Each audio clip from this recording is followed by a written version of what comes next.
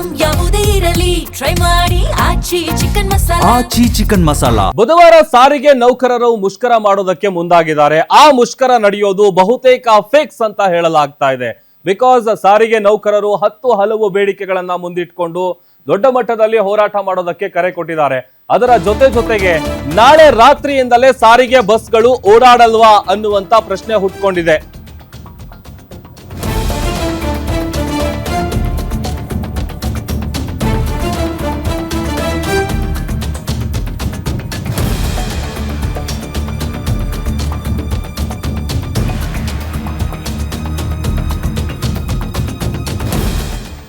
ಬುಧವಾರ ಸಾರಿಗೆ ನೌಕರರ ಮುಷ್ಕರ ನಡೆಯೋದು ಬಹುತೇಕ ಫಿಕ್ಸ್. ನಾಳೆ ರಾತ್ರಿಯಿಂದಲೇ ಸಾರಿಗೆ ಬಸ್ಗಳು ಓಡಾಡಲ್ವಾ? ಹಾಗಾದ್ರೆ ಸಾರಿಗೆ ನೌಕರರ ಜೊತೆ ನಡೆದಂತಹ ಸಂಧಾನ ಸಭೆ ಕೂಡ ಫೇಲ್ ಆಗಿದೆ, ವಿಫಲ ಆಗಿದೆ.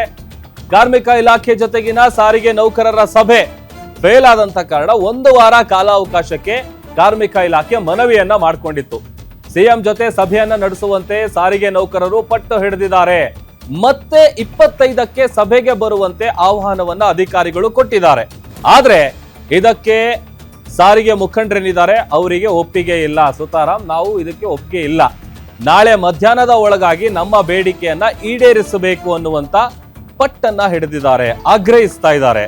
ಸೊ ಅಲ್ಲಿಗೆ ಬುಧವಾರ ಬಸ್ಗಳು ರೋಡಿಗಿಳಿಯೋದು ಬಹುತೇಕ ಡೌಟ್ ಅಂತ ಹೇಳಲಾಗ್ತಾ ಇದೆ. ಈಗ ಆಲ್ರೆಡಿ ಅನೇಕ ಬಾರಿ ಹೋರಾಟ ಮಾಡೋದಕ್ಕೆ ಕರೆ ಕೊಟ್ಟಿದ್ರು. ಅದಾದ ನಂತರದಲ್ಲಿ ಎಸ್ಮಾ ಜಾರಿಯಾದಂಥ ಸಂದರ್ಭದಲ್ಲಿ ಅನಿವಾರ್ಯತೆಯಿಂದಾಗಿ ಅವರು ಆ ಪ್ರೊಟೆಸ್ಟ್ ಅನ್ನ ವಾಪಸ್ ಪಡಿಬೇಕಾದಂಥ ಸನ್ನಿವೇಶ ಎದುರಾಗಿತ್ತು. ಬಟ್ ಈ ಬಾರಿ ಯಾವುದೇ ರೀತಿಯಾದಂಥ ಒತ್ತಡಗಳಿಗೂ ನಾವು ಹೆದರ್ಕೊಳ್ಳೋದಿಲ್ಲ, ಜೊತೆಗೆ ನಾವು ಜೈಲಿಗೆ ಬೇಕಾದ್ರೂ ಹೋಗೋದಕ್ಕೆ ರೆಡಿ ಆಗಿದ್ದೀವಿ ಅಂತೇಳಿ ಒಂದು ಹೆಜ್ಜೆ ಮುಂದೆ ಹೋಗಿ ಈ ಬಾರಿ ದೊಡ್ಡ ಮಟ್ಟದಲ್ಲೇ ಹೋರಾಟ ಮಾಡೋದಕ್ಕೆ ರೆಡಿಯಾಗಿ ನಿಂತಿದ್ದಾರೆ.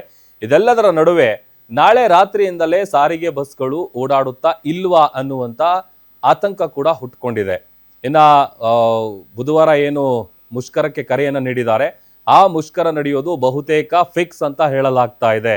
ಕಾರ್ಮಿಕ ಇಲಾಖೆ ಜೊತೆಗಿನ ಮೀಟಿಂಗ್ ಏನಿದೆ, ಆ ಮೀಟಿಂಗ್ ಅಲ್ಲೂ ಕೂಡ ಅವರ ಸಂಧಾನದ ಮಾತುಕತೆ ಮಾಡೋದಕ್ಕೆ ಮುಂದಾದ್ರು ಕೂಡ, ಬಟ್ ಅವರು ಹೇಳದಂತ ಟೈಮು, ಬಿಕಾಸ್ ಈಗ ಆಲ್ರೆಡಿ ಅನೇಕ ಬಾರಿ ಇದೇ ರೀತಿಯಾಗಿ ಅವರನ್ನ ಕೂಲ್ ಮಾಡುವಂತ ಕೆಲಸ ಆಗ್ತಾ ಇತ್ತು. ಬಟ್ ಈಗ ಯಾವುದೇ ಕಾರಣಕ್ಕೂ ನಾವು ಒಪ್ಪಲ್ಲ, ನಾಳೆ ಮಧ್ಯಾಹ್ನದೊಳಗೆ ನಮ್ಗೊಂದು ಡಿಸಿಷನ್ ಬೇಕು, ಇಲ್ಲ ಅಂತಂದ್ರೆ ನಾವು ಹೋರಾಟ ಮಾಡ್ತೀವಿ ಅಂತ ಹೇಳ್ತಾ ಇದ್ದಾರೆ.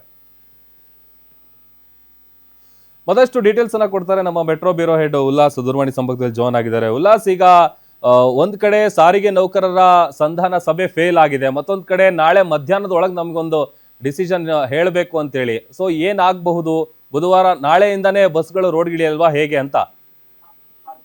ಪ್ರಭು, ಸಾರಿಗೆ ನೌಕರರ ಮುಷ್ಕರಕ್ಕೆ ಸಂಬಂಧಪಟ್ಟಂತೆ ಕಾರ್ಮಿಕ ಇಲಾಖೆ ಆಯುಕ್ತರ ನೇತೃತ್ವದಲ್ಲಿ ಒಂದು ಸಂಧಾನ ಸಭೆ ಇವತ್ತು ಆಯೋಜನೆ ಮಾಡಲಾಗಿತ್ತು. ಆದ್ರೆ ಆ ಒಂದು ಸಭೆನೂ ಕೂಡ ಸಂಪೂರ್ಣವಾಗಿ ವಿಫಲ ಆಗಿದೆ. ಕಾರಣ ಏನು ಅಂತಂದ್ರೆ, ಕಾರ್ಮಿಕ ಇಲಾಖೆ ಅಡಿಯಲ್ಲಿ ಏನ್ ಸಂಧಾನ ಸಭೆ ನಡೀತಾ ಇತ್ತು, ಆ ಒಂದು ಸಭೆಗೆ ಬಂದಂತ ಅಧಿಕಾರಿಗಳು ಯಾವುದೇ ರೀತಿಯಾದಂತಹ ಒಂದು ಸ್ಪಷ್ಟ ಚಿತ್ರಣವನ್ನ ನೀಡ್ಲಿಕ್ಕೆ ಸಿದ್ಧ ಇರಲಿಲ್ಲ, ಅಂದ್ರೆ ಭರವಸೆಯನ್ನ ಕೊಡ್ಲಿಕ್ಕೆ ಸಿದ್ಧ ಇರಲಿಲ್ಲ. ಆದ್ರೆ ಅವ್ರು ಹೇಳಿರುವಂತದ್ದು, ಮುಂದೆ ಅಂದ್ರೆ 25ನೇ ತಾರೀಕು ನೀವು ಮತ್ತೆ ಸಭೆಗೆ ಬನ್ನಿ ಅನ್ನುವಂತಹ ಒಂದು ಮನವಿಯನ್ನ ಮಾಡ್ಕೊಂಡ್ರು. ಆದ್ರೆ ಸಾರಿಗೆ ನೌಕರರು ಯಾವುದೇ ಕಾರಣಕ್ಕೂ ನಾವು 20ನೇ ತಾರೀಕು ಮುಷ್ಕರಕ್ಕೆ ಕರೆ ಕೊಟ್ಟಿದ್ದೀವಿ, ನೀವು ನಮ್ಮ ಬೇಡಿಕೆಯನ್ನ ಈಡೇರಿಸೇ ಹೊರತು ನಾವು ಮುಷ್ಕರದಿಂದ ಹಿಂದೆ ಸರಿಯುವಂತಹ ಪ್ರಶ್ನೆನೇ ಇಲ್ಲ ಅನ್ನುವಂತ ಒಂದು ಪಟ್ಟನ್ನ ಹಿಡಿದಿದ್ದಾರೆ. ಸೊ ಹೀಗಾಗಿ ನಮಗೆ ಕಾರ್ಮಿಕ ಇಲಾಖೆ ಆಗಿರ್ಬೋದು ಅಥವಾ ಸಾರಿಗೆ ಸಚಿವರ ನೇತೃತ್ವದಲ್ಲಿ ಯಾವುದೇ ರೀತಿಯ ಸಭೆಯನ್ನು ನಡೆಸಲಿಕ್ಕೆ ನಮ್ಗೆ ಇಷ್ಟ ಇಲ್ಲ. ಸಿಎಂ ಅವರ ನೇತೃತ್ವದಲ್ಲಿ ಸಭೆಯನ್ನ ಕರೆದ್ರೆ ಮಾತ್ರ ನಾವು ಸಭೆಗೆ ಹಾಜರಾಗ್ತೀವಿ, ನಮ್ಮ ಬೇಡಿಕೆಗಳನ್ನ ಸಿಎಂ ಮುಂದೆನೆ ಇಡ್ತೀನಿ. ಯಾಕೆಂದ್ರೆ ಸಿಎಂ ಆರ್ಥಿಕ ವಿತ್ತ ಸಚಿವರಾಗಿರೋದ್ರಿಂದ ನಾವು ಅವರ ಮುಂದೆನೆ ನಮ್ಮ ಬೇಡಿಕೆಗಳನ್ನ ಇಡ್ತೀವಿ.